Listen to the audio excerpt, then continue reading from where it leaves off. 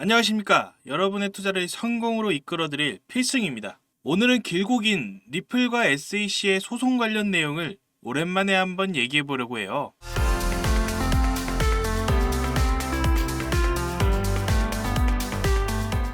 지금 리플이 상승 추세에 접어들었는데요. 그리고 거기에 대한 이유는 법정 승소 때문에 리플이 힘을 잃고 있다는 것에 대해 좀 알아볼 건데, 이번에 아마 여러분들께서 많이 아실 것 같은데 미국의 캘리포니아주에서 리플 증권성에 대한 판단에 대한 재판이 열렸죠. 그런데 필립스 해밀턴 판사가 소송을 재판으로 진행하도록 허용했지만 XRP의 증권 등록에 대한 이 네 가지 주요 주장을 기각한 중대한 법적 승리를 발표했죠. 그렇기 때문에 일단 첫 번째로 2023년 7월 달에 토레스 판사가 리플의 부분 승소로 리플이 증권성을 가진다에 대한 SEC 주장에 대해서 부인을 하는 판결을 내렸었고, 지금 이것이 선례로 남아서 지금 확정적으로 판결이 남아져 있는 것이 바로 이 캘리포니아에 대한 판결이죠. 그래서 지금 이게 어떤 식으로 진행이 되고 있냐면, 리플의 최고 법률 책임자 스튜어트 알데로티가 분명히 말하면 CA 판사는 리플이 연방증권법을 위반했다는 모든 주장을 기각했다. 그렇기 때문에 우리는 증권이 아니다. 왜 자꾸 증권이라 그러냐? 그래서 XRP가 증권이 아니라는 뉴욕의 판결은 흔들리지 않았다. 그래서 증권이 아니라 모양이 더욱더 견고해지고 있고, 이것이 의미하는 게 뭐냐? 리플이 현재 SEC랑 진행 중인 항소심에 관련해서도 리플은 증권이 아니게 될 판결을 받을 확률이 높아요.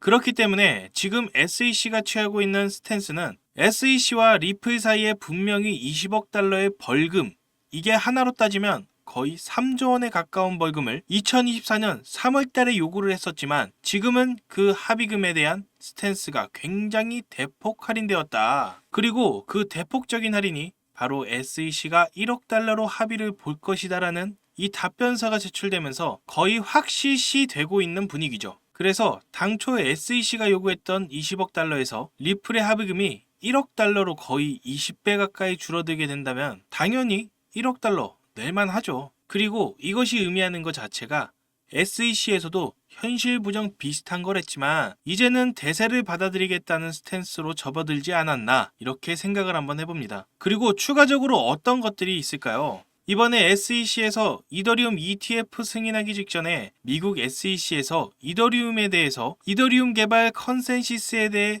웰스 노티스를 발부했습니다. 이 웰스 노티스를 발부한다는 건 곧 기소를 들어가겠다는 말이에요. 우리가 기소 들어갈 거니까 너희 뭐 할 말 있으면 해봐라, 이렇게 발부하는 게 바로 이 웰스 노티스인데, 그래서 이게 5월 말에 퍼졌던 거고 SEC가 말 그대로 이더리움 어깨를 탈탈 털고 있었는데, 그렇기 때문에 이더리움 ETF 승인이 불가할 거라고 대다수 사람들이 생각했었습니다. 그래서 대대적으로 조사를 들어갔었는데 웰스 노티스가 탈중앙화 플랫폼인 트레이드 스테이션 이더리움 생태계의 최대 탈중앙화 거래소 유니스왑, 그리고 이더리움 인프라 개발사 컨센시스, 그리고 심지어 이더리움의 증권 해당 여부를 판단하기 위해서 이더리움 재단까지 조사를 다 들어갔었어요. 그렇기 때문에 우리는 이더리움이 끝난 줄 알았습니다. 이더리움이 증권성이 확실하다면 사실 리플도 증권성이 확실하게 될 가능성이 높습니다. 여기에 대해서 이더리움과 리플의 증권성이 어떻게 이어지냐면 바로 SEC 전 기업금융국장의 힘만 연설 때문에 그런 거예요. 이때까지 리플이 증권이 아니다라고 주장하고 있는 이유 중에 바로 힘먼 때문이었는데, 힘먼이 어떻게 말했었냐면 이때까지 이더리움은 증권이 아니다, 그런데 리플은 증권이다라고 말을 함으로써 실제로 이더리움 같은 경우에도 투자 모금이 ICO로 굉장히 많이 추진됐었는데, 이더리움을 증권이 아니고 리플은 증권이라는 게 되게 어불성설이죠. 그런데 SEC에서 이더리움을 증권으로 본다면 당연히 리플도 증권으로 볼 수밖에 없기 때문에 SEC에서 대대적으로 이더리움 증권성에 대해 조사를 했다는 말은 당연히 리플도 안전하지 않다는 말이었습니다. 그런데 어떤 일이 벌어졌습니까? 이더리움 증권성 여부에 대해서 조사하고 나서 SEC는 갑자기 이더리움 ETF를 승인해버렸죠. 미국 SEC에서 이더리움 2.0에 대한 조사를 종료했다. 너네들 증권 아니라고 뜬금없는 결론을 내버렸어요. 이게 리플에는 분명히 호재라는 겁니다. 왜 그렇습니까? 리플도 지금 분명히 증권성 여부에 대해서 조사를 받고 있고, 조사를 받는 거 넘어서 이미 리플이 1차적으로 부분 승소를 했는데도 불구하고 SEC에서 계속 공격이 들어오고 있는데, 그런데 그런 SEC에서 리플은 증권이다. 그런데 그런 SEC에서 이더리움은 증권이 아니다. 그러면 리플도 증권이 아니게 될 확률이 굉장히 높다는 거죠. 그렇기 때문에 합의금을 20억 달러에서 1억 달러로 낮춘 것이겠고, 그리고 우리가 여기에서 또 한번 생각해 봐야 될 건 이더리움이 증권이 아니래. 그래서 어떤 일이 벌어졌어요? 미국 SEC에서 이더리움 현물 ETF 상장을 승인했단 말이에요. 이게 또 5월 말이에요, 여러분들. 그러니까 지금 SEC에서 벌이고 있는 행동이 뭐냐면 5월 말에는 SEC에서 이더리움 증권성 여부가 있다면서 탈탈 털겠다 했는데 뜬금없이 이놈들이 똑같은 5월 말에 SEC 이더리움 현물 ETF 상장을 승인해버렸네요. 이거 뭐야? SEC에서 진짜 거의 기관 역할을 한다는 거예요. 세력의 역할을 대신해주고 있습니다. 얘네들이 이더리움 증권에 대해서 조사를 들어가겠다 그러면 사람들이 이더리움 물량 다 털어내겠죠. 그런데 갑자기 이더리움에 대한 ETF 승인을 한다. 그러면 이더리움 가격은 떡상을 하겠죠. 그러면 SEC 입장에서 뭡니까? 저점에서 이더리움을 잡을 수 있게 도와준 거예요. 여러분들이 분명히 SEC가 미국의 기관들과 협업을 하고 있다라는 그런 의심에 대해서는 반드시 생각해 볼 필요가 있다라고 생각을 합니다. 요새 리플 CEO가 직접적으로 XRP ETF에 대해서 말을 꺼내고 있단 말입니다. 이때까지는 XRP ETF에 대한 대답을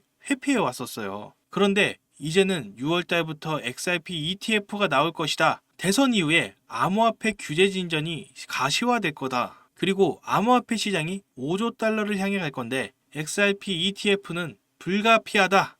우리는 XRP ETF를 출시할 거라는 소리죠. 그리고 또다시 말을 합니다. 리플 ETF가 2025년에 나올 것이다. 이 시기가 언제입니까? SEC가 이더리움 현물 ETF 상장을 승인하고 바로 직후에 이 XRP ETF가 나온다는 소리예요. 신기하게 또 이 시기는 언제입니까? 이거 SEC가 합의금을 20억 달러에서 1억 달러로 요구했다라는 말이 나오자마자 이런 계획들이 나오고 있다는 겁니다. 이더리움 증권성 여부 조사하겠다. 5월 말 그리고 ETF 승인을 5월 말에 진행했어요.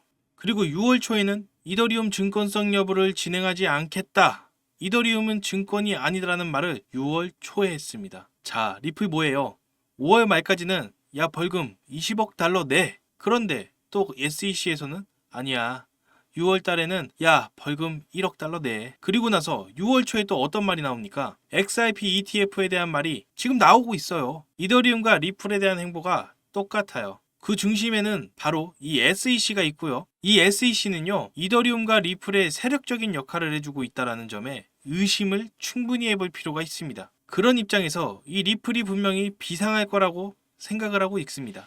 여러분들께서 제 주관적인 인사이트를 믿지 않으셔도 돼요. 이거는 말 그대로 주관적이긴 하지만 제가 여러분들에게 드린 팩트들을 한 번쯤은 생각해 보시고 공부를 해보셨으면 좋겠습니다. 그럼 마지막으로 저희 구독자분들을 위해 특별한 선물을 하나 준비했습니다. 코인 투자에 어려움을 느끼시는 분들에게 도움이 되는 내용이니 아주 잠깐 1분 정도만 집중해 주세요. 처음 주식 접하셨을 때 그 용어와 개념들이 낯설고 어렵진 않으셨나요? 코인으로 돈을 벌었다 하는 사람들 보면 정말 감이 좋아서 돈을 벌었을까요? 주식과 코인으로 돈을 번 건 다들 코인에 대해서 분석하고 공부했기 때문에 돈을 번 겁니다. 처음 코인 해보신 분들 보면 알잖아요. 인터넷에 혹은 지인에게 추천받아서 산 코인들 얼마나 오르겠어요. 그렇게 몇천 원, 몇만 원 오르는 거 가지고 이득 봤다고 말할 수는 없죠. 큰 수익을 번 사람들은 다 공부했기 때문에 좋은 정보를 셀렉해서 수익이 난 겁니다. 코인 이론 솔직히 공부하기 어렵죠. 유튜브에 있는 무료 강의나 외부 유료 강의 듣자 하니 딴소리하거나 공부방에 초대하거나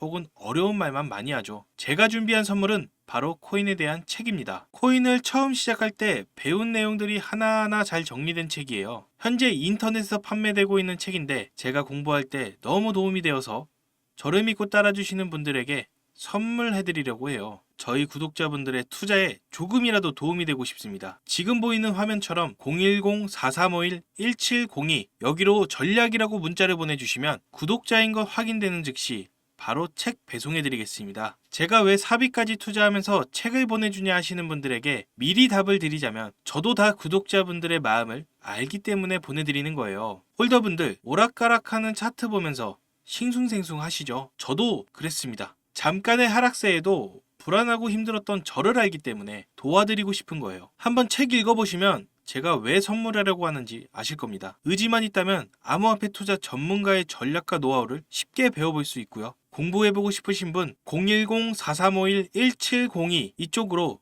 전략이라고 문자를 보내주시면 책 발송 도와드리겠습니다. 제 마음과 노력이 구독자분들께 닿았길 바라며 채널 구독과 좋아요 그리고 알림 설정까지 부탁드리며 앞으로도 제 채널 많이 사랑해주셨으면 좋겠습니다. 지금까지 시청해주셔서 감사합니다. 필승이었습니다.